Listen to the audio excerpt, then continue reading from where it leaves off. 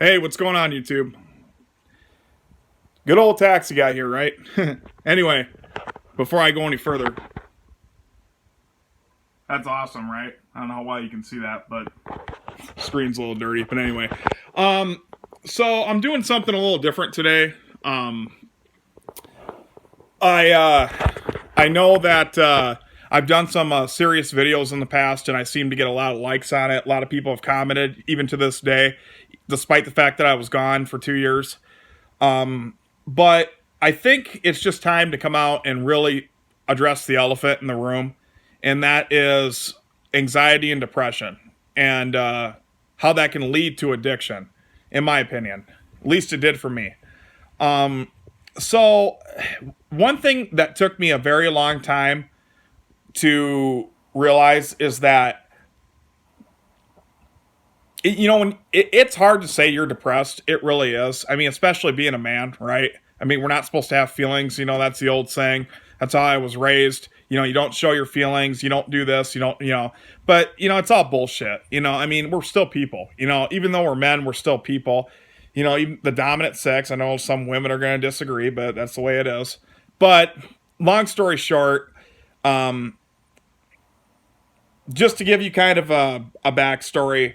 Growing up, it wasn't the worst. It got better later in life, but my real dad was the better word, a bastard. He was a severe drunk. He always came home pissed off. Always, when I'd come home from school, sometimes I would just I'd walk past him as fast as I can because he had nothing positive to say. I was always worried I was going to piss him off. So, and he was verbally and physically abusive, unfortunately. And it's not a woe is me, it's just my story. So growing up like that, and then not to mention after that, my mom got married because my mom and real dad were never married. She got married the first time, and my former stepdad, he had addiction issues. So, he wasn't so much physical, but he was more verbal. I mean, there was points where I just told him, I'm like, you know what? I wish you would just punch me in the mouth. That way it's one and done and it's over with. And I think a lot of people will agree with me on that. So it's just getting, getting to that point where you want to start believing what people tell you and believing that they love you and believing that when people say you're a good person or because we all know there's a lot of shitty people in this world. I mean, let's just call a spade a spade. But I like to believe that most people are genuine, or at least try to go through life and do the best they can. But it seems like that 10, 15, 20%, it outrides the rest of it. You know what I mean? Because when people have anxiety and depression, in my case, somebody could tell me a million times, Dustin, we love you. Dustin, we love you. And I just, it would never click. It's like my brain wouldn't allow it, and that's why I drank a lot, because it seemed like the only time I found the one thing that could make me like myself and make me feel like I was a part of something and make me feel like I could go up to that girl and be confident, even though, let's be honest, I'm not the most physically appealing guy. I could go up to the hottest girl and say, hey, you want to dance, or hey, you want me to take you out, or whatever. I would never do that sober. I wouldn't have the confidence because I had a very low self-esteem. I didn't think a lot of myself, and it's just I mean, it's real, man. It sucks. It sucks. So, do you have any idea? And anybody that goes through this knows what I'm talking about.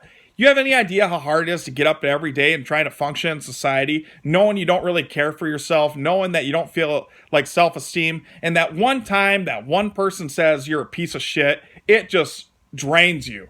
It just absolutely drains you. And I mean, it's not just average Joe Blows like me. I mean, Chris Farley. Chris Farley was one of the funniest freaking people I've ever seen in my life. And he died from a heroin overdose, ultimately because he was depressed or whatever it was, a drug overdose. John Candy, he did drugs, even though he died of natural causes, but I think it was really because of drugs, and he was depressed. Robin Williams, that's the famous one. How many freaking, I mean, Mrs. Doubtfire is one of the best freaking movies I've ever seen in my life, and probably always will be. And he ends up killing himself. And people say, well, he was addicted to drugs. No, it's because he was depressed and he didn't know how to express it. So he hid it by laughter. That's what he did. Most people do that. I did it, you know. I put on that fake smile every single day, just hoping that, just to give, you know, and the thing is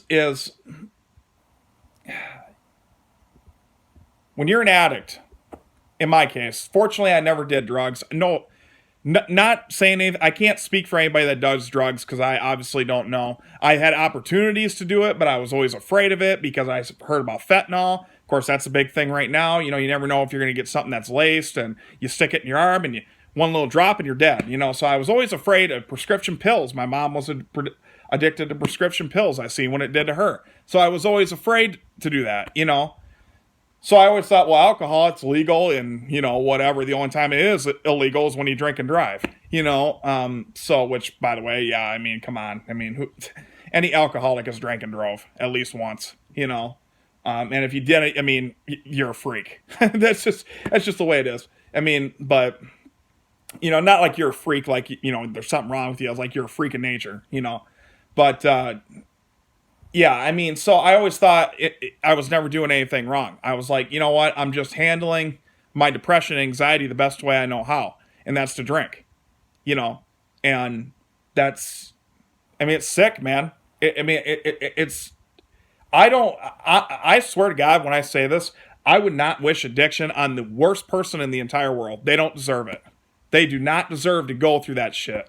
I mean, you feel like shit. You always you're hoping just every single night you go to bed that's the last of it. You're never going to wake up again. And then when you do wake up, you're like, oh shit, now I got a hangover. Now I got to try to function. And you're always looking for that next drink or that next pill or that next shot or that next snort or whatever the hell it is, you know? And it doesn't even have to be a substance. Gambling, sex, anything, money, food, overeating. How many people have you ever watched My 600-Pound Life? That's an addiction, you know. It's just, you know, it's difficult to talk about. It really is. It's difficult to talk about because it seems like a lot of people, the general people that don't suffer from that, are always like, oh, well, just talk positive to yourself, or always, you know, just go for a walk, or, oh, hey, man, just have a piece of cake. It'll work. No, it doesn't work like that. It don't work like that unless you have it, which I never wish anybody that does. But if you've not been in the shoes, you don't know what it's like. You have no clue. You know, I wanted to be an NFL quarterback. Guess what? I don't know what that's like. I don't know what they go through. I don't know how bad an ACL tear hurts. I know how a broken leg feels, but I don't know what it's like to get hit in the head with a helmet. You know, I mean, it's like, it's the same thing with anxiety and depression. If you don't have it, I mean, how can you say you know what it's like? You don't. So,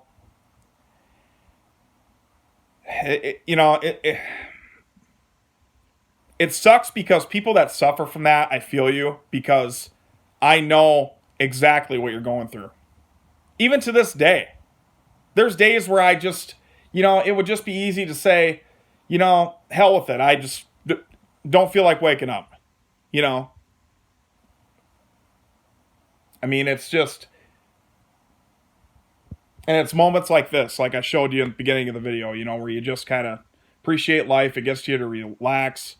But it's not reality. I mean, come on, life is stressful. I mean, especially right now in America. I mean, come on, gas is freaking at the all-time highest it's ever been. Rent, I mean, if you want to rent a one-bedroom apartment in my area that's decent, I mean, you're going to pay $1,000, $1,200 a month.